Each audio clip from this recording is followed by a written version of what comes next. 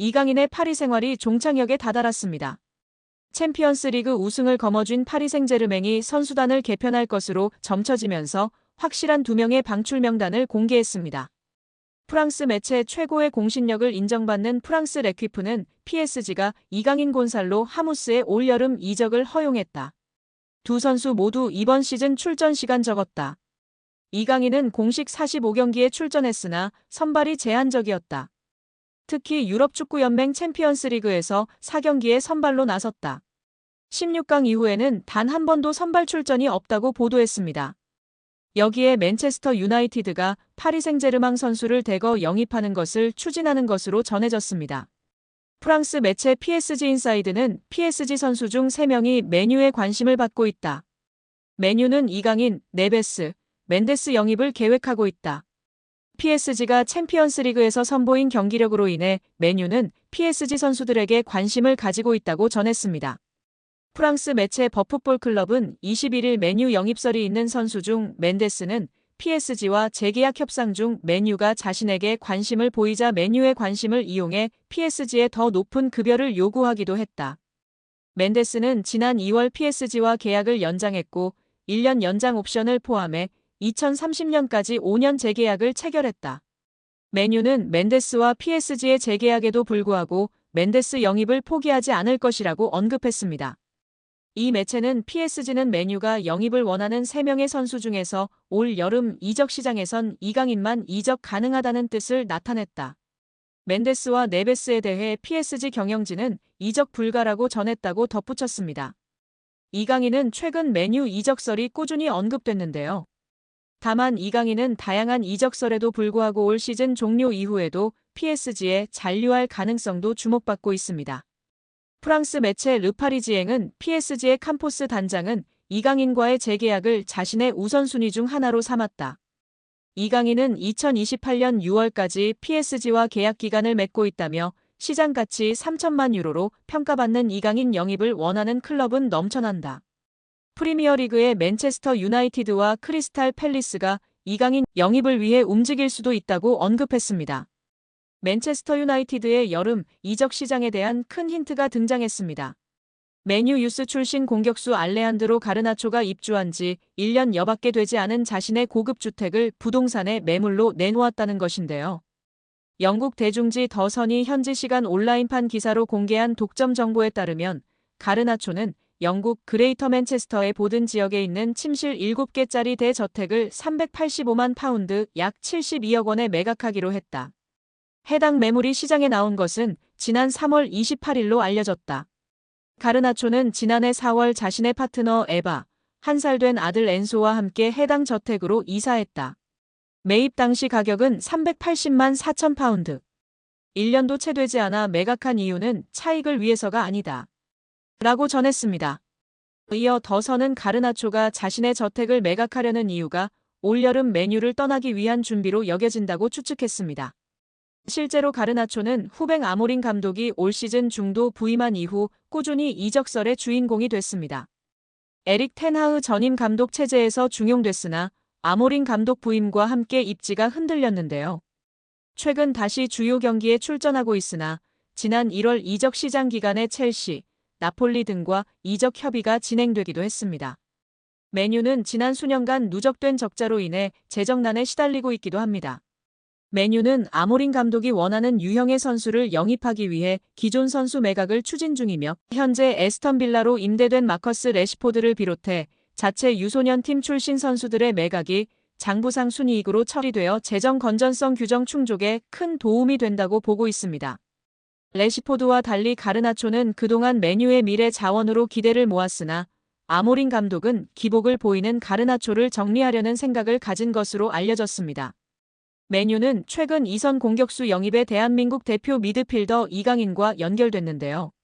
지난달 이강인의 에이전트 하비에르 가리도가 맨유 구단을 방문한 사실을 공개하기도 했습니다. 스페인 매체 렐레보의 마테오 모레토 기자는 이 방문이 가리도가 대리하는 선수의 이적과 관련이 있는 업무상 출장이었다고 보도했습니다. 맨유는 5년 후 새로운 홈경기장 건설을 중심으로 대대적인 재건 작업을 진행 중입니다. 짐 래클리프 구단주는 이 과정에서 아모린 감독을 적극 지원하고 여름 이적 시장에 선수 영입을 위해 구조조정을 진행 중이라고 밝혔습니다. 아시아 시장 마케팅 효과를 위한 이강인 영입 가능성이 유럽 현지에서 제기되고 있는 가운데 이강인과 포지션이 겹치는 가르나초의 이적설은 주목할 만한 상황이라는 평가입니다. 여러 구단 가운데 가장 구체적으로 이적설이 제기된 팀은 이탈리아 세리에어 챔피언이자 김민재의 전 소속팀 나폴리였습니다. 앞서 흡이차 크바라츠헬리아를 PSG로 이적시킬 당시에도 이강인을 딜에 포함시키기를 원할 정도로 꾸준히 이강인 재능에 관심을 기울였던 팀인데요. 현지에서도 이강인이 PSG를 떠나 주전으로 활약할 수 있는 팀으로 이적을 원한다는 보도가 잇따라 나왔고 나폴리가 가장 유력한 행선지로 떠올랐습니다. 나폴리뿐만 아니라 수많은 이적설이 더해져 이강인의 이적은 기정사실처럼 보였습니다. 뜨거운 빅리그, 빅클럽들의 러브콜 속 이강인이 사실상 골라서 팀을 갈 수 있는 상황이 될 거라는 기대까지 커졌습니다. 그런데 커다란 걸림돌이 생겼는데요. PSG가 책정한 이강인의 이적료가 무려 4천만 유로 약 621억 원에 달한다는 점입니다. 2년 전 PSG가 이강인을 마요르카에서 영입할 당시 들였던 이적료 2,200만 유로 약 342억 원의 2배 가까운 수준으로 폭등했습니다. 어느 구단이든 부담스러울 수밖에 없는 액수이기도 합니다. 이강인 영입에 오랫동안 공을 들였던 나폴리마저도 4천만 유로의 이적료엔 난색을 표하고 있는 것으로 전해졌습니다. 4천만 유로는 나폴리 구단 역사상 세 번째로 높은 이적료 지출이기도 합니다. 세리에 A 정상에 올랐던 지난 2024년도 시즌에도 나폴리 구단이 선수 영입에 가장 많이 들인 이적료 지출은 3,500만 유로 약 543억 원이었습니다. 나폴리뿐만 아니라 다른 구단들 역시도 부담 없이 결정을 내릴 수준의 이적료가 아닙니다. 우선 나폴리와 PSG 구단 사이에 협상 테이블이 차려지겠지만 PSG는 급할 이유가 없습니다.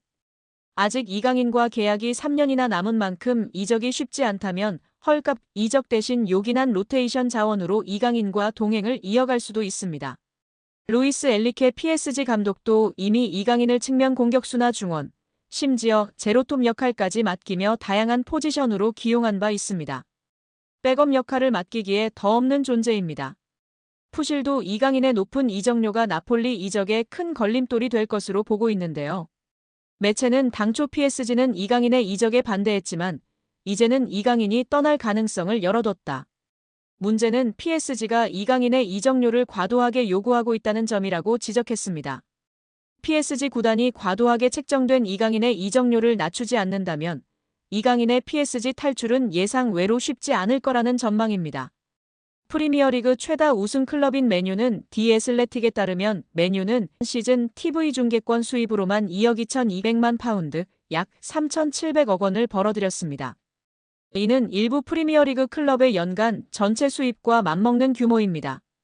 아디다스와의 스폰서십 계약도 2035년까지 연간 9천만 파운드 약 1,500억 원을 지급하는 장기 계약을 맺고 있습니다. 다만 강등 시 금액을 50% 삭감하는 조항이 포함돼 있습니다. 아디다스는 한 시즌 사전 통보 후 계약을 파기할 수도 있다고 알려져 있습니다. 맨유의 연봉 총액은 3억 6,500만 파운드 약 6,100억 원입니다. 이는 하루 100만 파운드 약 17억 원을 지출하고 있습니다. 대부분의 프리미어리그 구단이 강등 시 50% 임금 삭감 조항을 두고 있지만 맨유는 이런 조항이 없는 것으로 알려져 있습니다. 한마디로 미친 듯이 돈을 뿌려대는 클럽입니다. 최근 곤두박질 치는 성적 등 어려움으로 인해 직원 구조 조정 등을 시행하고 있으나 그래도 이강인이 입단 시 현재 받는 연봉의 2배는 받을 것으로 예상하는 적이 지배적인 상황입니다.